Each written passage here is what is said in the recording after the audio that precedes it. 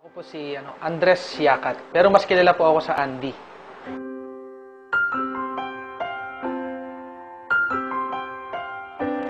Pinanggalingan kong pamilya, hindi naman ganoong kayaman. Sabihin natin na nakakaraos araw-araw, ang nanay ko tindera sa palengke, ang tatay ko naman magsasaka. So yung buhay namin, nung time na doon ako naninirahan, talaga umiikot lang sa bukid. Bukid, pagtitinda. So doon ako nabuhay. Sa pag-aaral, bali nakatapos din ako nung pag-aaral na Electronics and Communication Engineering. Sa 4 na magkakapatid, ako lang yung nagkaroon ng pagkakataon na mapag-aral. Kaya natapos ko, nag-abroad agad ako dahil gusto ko talagang makabawi sa kanila dahil alam ko yung naging hirap ng buhay namin. Ang hindi ko makakalimutan sa buhay ko nung time na nakapag-abroad ako sa Taiwan dahil unang trabaho ko yun, sobrang hirap. Naranasan ko doon yung magtrabaho ng 16 hours, 18 hours sa loob ng isang araw. Yun kasi pinakamahirap sa nag-abroad eh. Yung malayo ka sa pamilya mo, yun ang binabayaran. Yung layo, yung inip. Kasi yung hirap, natitiis pa yan eh. Pero yung, alam mo yun, yung pangungulila sa pamilya, yun yung isa sa pinaka hindi ko malilimutan sa buhay. Sa Taiwan, ang laki ng pagkakaiba. Kasi noon, papasok ako ng alas 7 ng umaga, uuwi ako ng alas 7 ng gabi. 5 years yun. Para akong robot.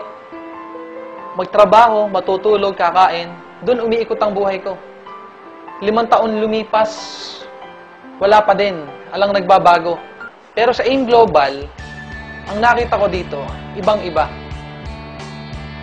Kasi dito sa AIM Global, darating pagkakataon, nakamukha na nangyari sa akin, na kahit talaga wala ka ng ginagawa, pwede ka pa rin kumita. Sa 8 months, nailabas ko yung first car ko rito, yung pick-up na nabili ko nung una. At after 2 years, nabili ko na yung bago kong kotse, yung Hyundai Accent na ginagamit ko ngayon. And ito nga ngayon, ngayong October, yung condominium naman na pinapangarap ko, mailalabas ko na rin ngayong October. Pag ako pupunta sa ibang bansa, alam na alam ko magtatrabaho ko. Pero dito sa AIM Global, grabe na nangyari sa akin. Pumupunta ako sa ibang bansa, Hong Kong, Singapore, Thailand, Malaysia.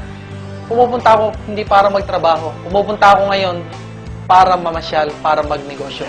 Ganun kaganda yung AIM Global. 1, 2, 3. I know you want me.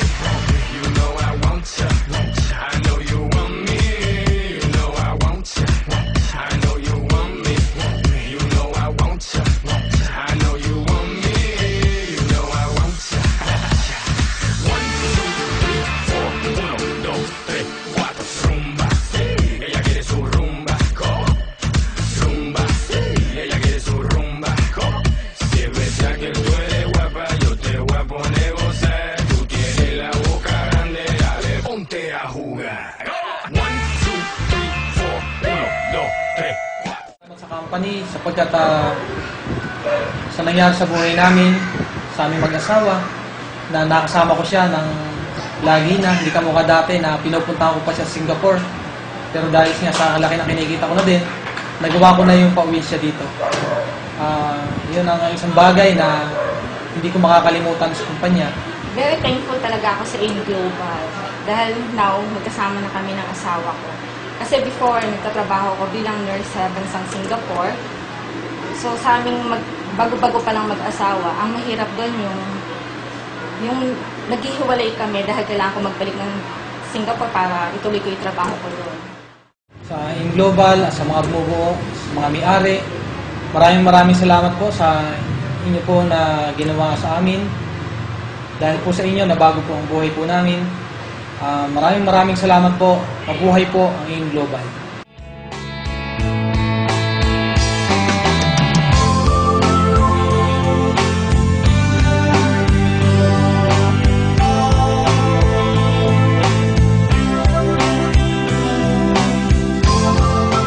Pagka ginusto mo ang isang bagay, makakagawa ka ng paraan. Wala sa galing o talino. Ang importante pala, kung talagang walang-wala na mapagkukunan, kahit ano gagawin mo.